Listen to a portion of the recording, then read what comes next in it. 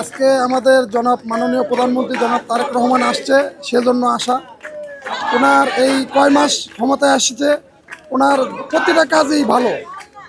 উনি ওনার যেরকম বাবা যেরকম ভালো আদর্শভাবে রাজনীতি করেছেন, সুন্দরভাবে রাজনীতি করেছেন, গরিব মানুষের পাশে থেকেছেন।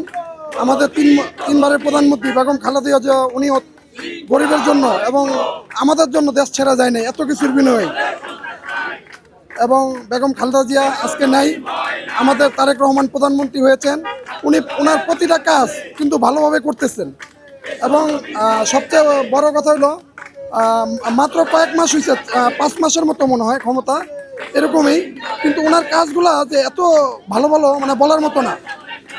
আর সবচেয়ে বড় কথা, ওনার বেতনের 11%, অনেকে জানে না এটা, 11% কিন্তু সরকারি ফান্ডে জমা দেয়। এবং মন্ত্রীদেরও বলেছেন যে আপনারা এই টাকাটা জমা দিবেন, এবং তিনি সরকারি সুযোগ সুবিধা নিচ্ছেন না। এতে বোঝা যায় আগামীতে ইনশাল্লাহ আরও সুন্দরভাবে দেশ চালাবে।